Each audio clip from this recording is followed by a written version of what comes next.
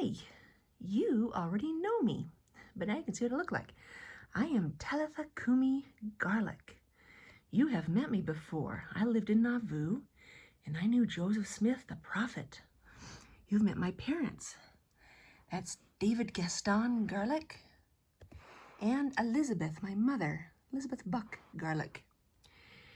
And I am Talitha, their daughter, and I grew up in, and this is what I look like.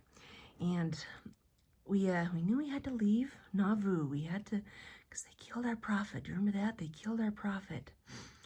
And I had met a man named William Howard Avery. Hello. And we got married. He was a nice guy. He was a good guy. And we had a little boy, a baby boy. And his name was also William. That's William.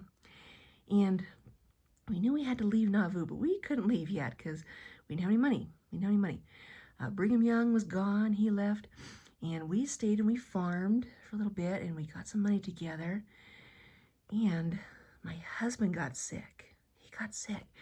He got really sick. And he got so sick. And you understand, I don't really like doctors. I just don't like doctors. But we didn't have anybody, and the elders of our church were gone. We didn't have anybody to come and lay their hands on him and give him a blessing, you know. We didn't have anybody, and oh my goodness, everybody's leaving. And so I finally called the doctor. I called the doctor, have him come and just see what he can do. But my husband was so sick, and the doctor couldn't do anything. And he died. My husband died. And just a little bit later, my little baby got sick. My little tiny baby. But he did not die. I was so glad. He got better. I'm so grateful for that. Well, I got some people, and we left for Utah. We left through Utah. And we rode all the way across the plains of the wagon, and we got to Utah. We got to Utah. We made it. And my little baby. And we went to Salt Lake. We went to Salt Lake. And I met another guy there. And he was, his name was Elam Cheney. You've already met him too. Elam Cheney. He was in Nauvoo, actually. And he was a nice guy. And we decided to get married, and so we'd have a father for my little baby. And he was a polygamist. He had more than one wife. So I was his third wife, actually. And Elam made shoes. And this was during a time when the grasshoppers came to Salt Lake City and they took everything.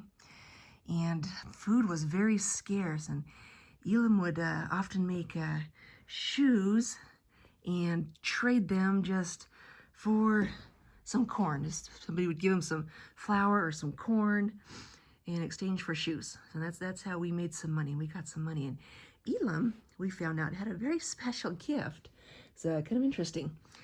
And there was some men came to buy some shoes. We didn't know them. I don't think they were from around here. But they came to buy some shoes, and so Elam was getting them ready for some shoes. Got some shoes to sell to them.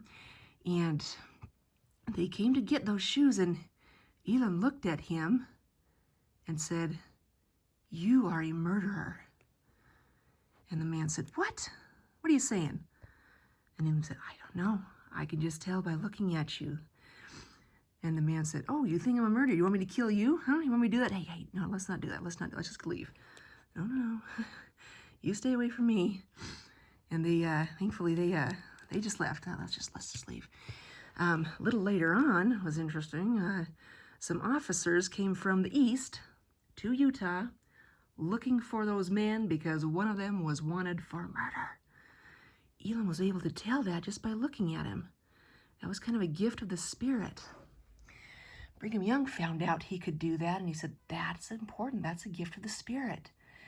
Elam, you always use that for good things. Don't go just fortune telling or something silly like that. You use it as the gift it is." He said, "Yes, I will. I will do that."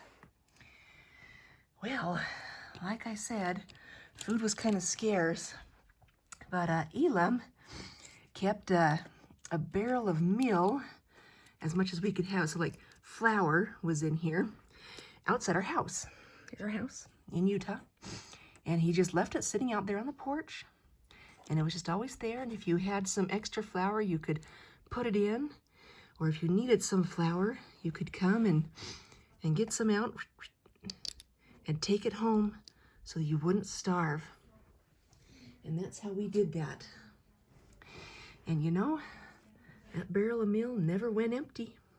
We did all right. We helped out our neighbors.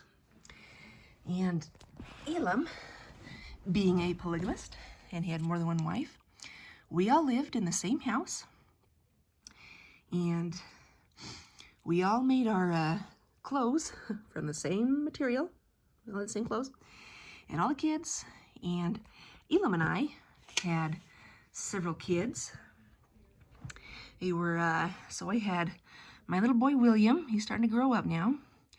And then we had Olive and David, Selar, and Thomas was our kids that we had. And we all lived together, worked out really well. And I was the primary president, and I was the Relief Society president. It was kind of nice. And we had some troubles with the Indians. They would sometimes attack. Oh no! And we had the men would go out and stand watch for the Indians to come, and say the Indians are coming, so we can be prepared. Well, we had to stand watch so often, and I said, Elam, Olive needs a new pair of shoes. Olive does. And I can't make them. You're the one who makes shoes. And he says, I know. I've got to stand watch tonight. I'm sorry, I just haven't had time. We got the farm to run and everything. And I said, but she needs shoes. Like, Elam, you give me your big coat and hat and the gun. I'll take the gun. You make the shoes. I will stand watch. And he said, okay. Yeah, all right. So I stood watch for the Indians. And thankfully, I didn't have to shoot anybody. I was concerned about that. And he makes the shoes for Olive to have some new shoes because her shoes are all worn out. So that worked out great. Well, as I got older and my kids got older, I went up with my daughter Olive, because now she's older. That's her. And we moved to Jackson Hole. You ever been to Jackson Hole? That's what it looked like back then. Looks a little different now. That's that place. You ever seen that place? We lived in Jackson Hole for a little while. So I didn't like it. So we're going to come back to Idaho. Well, from Jackson Hole, we got to cross some big mountains to get into Idaho. We got to go across those. No horse can't pull no wagon over that mountain. So we walked. I was 69 years old. Olive was about 30. And we walked over that mountain. I didn't even have a problem. I was kind of a tough old lady. And we came over to Teton Valley, Idaho. We came to Victor. And we lived in Victor for a little while. And I just lived with my daughter and her family. We lived over there in Victor. And what Idaho has is a lot of sagebrush. And it was not uncommon to see me in my little carriage with my little dog, Flossie, that's Flossie, and my white horse, Queen, just riding through the sagebrush. That's how I got around. I had my little carriage with Queen and Flossie. We go riding over the sagebrush.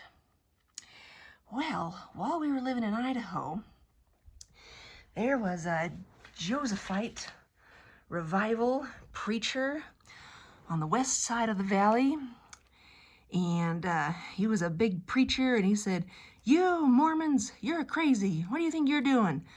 You think you know everything? You believe this Joseph Smith?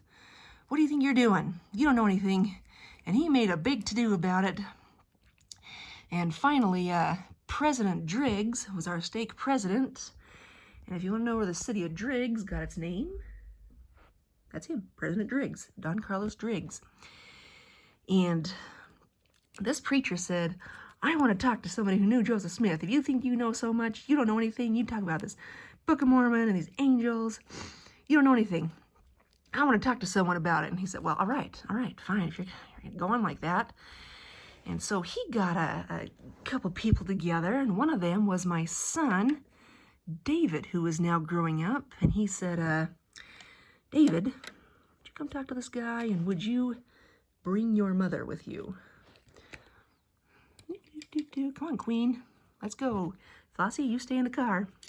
Well, in the wagon.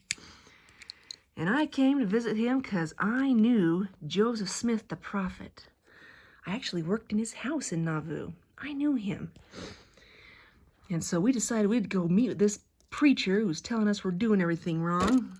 All right, everybody, we're here. We're going to have a big discussion. The preacher came and said, never mind. No, we didn't do that. No, it's not important. No, it's not a big deal. No, you guys are all right. No, it's okay. It's all right. Well, whatever that was. Was he afraid of little old lady? I knew Joseph Smith. I knew he was a prophet. I know he is. Nobody can ever take that away from me. And I will defend him. I think that preacher knew that. That's why he left. Well, it's time to go home. Get in my little wagon. Flossie, bark, bark. And Queen, let's go home. Off across the sagebrush.